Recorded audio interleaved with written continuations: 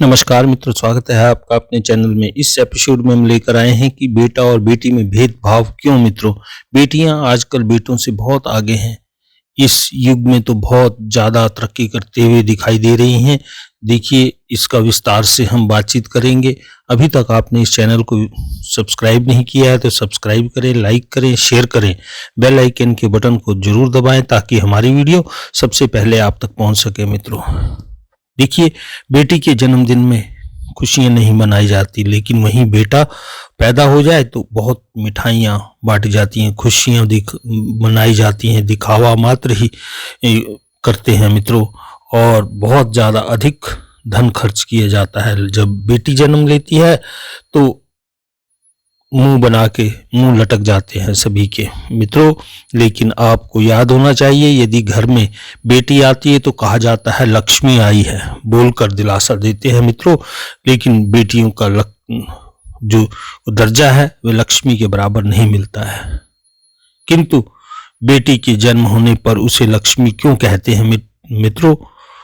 और बेटे के जन्म पर ये क्यों नहीं कहते कि शिव जी आए हैं, विष्णु आए हैं? ऐसा क्यों होता है मित्रों? जब बेटी का जन्म होता है तो उसके खर्चे, उसके पालन पोषण के बाद परिवार को कुछ नहीं मिलता, ऊपर से उसके विवाह और दहेज की चिंता। लेकिन बेटे के जन्म पर उसके खर्चे, उसके पालन पोषण, जिससे बेटा बड़ा होकर अपने परिवार का सहारा बनेगा, साथ ही साथ दहेज भी लाएगा, अपने परिवार की सहायता करेगा और बुढ़ापे का सहारा बनेगा, ऐसे ऐसे सोचा जाता है। लेकिन मित्रों, आजकल बेटियां बेटों से आगे निकल चुकी हैं। उन्होंने यह करके दिखाया है कि हम सबसे आगे हैं मित्रों।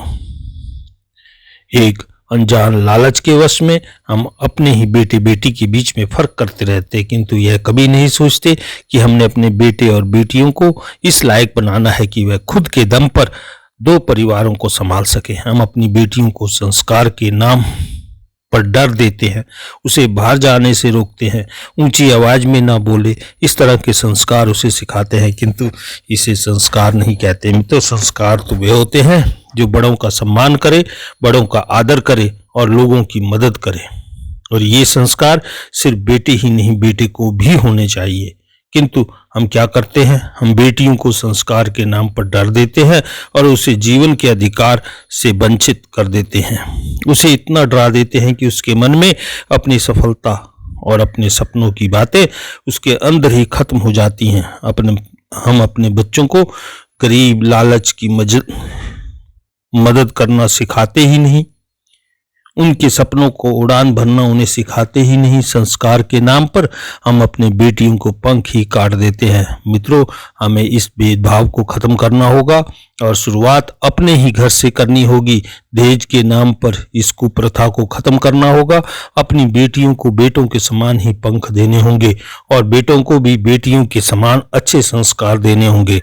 लड़कियों का सम्मान और उनका आदर करना सिखाना होगा मित्रों। श्री कृष्ण जी कहते हैं, बेटी पुण्यों से प्राप्त होती है मित्रों।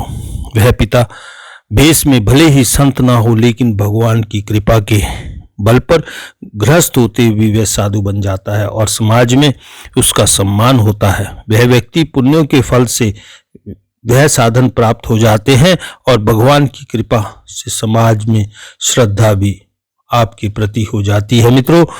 कहा है, जिस दिन जिसके घर में बेटी का जन्म होता है उसी दिन से उस घर में भूमि पूजन के यज्ञ हो जाते हैं। वह भूमि की यज्ञ भूमि बन जाती है मित्रों।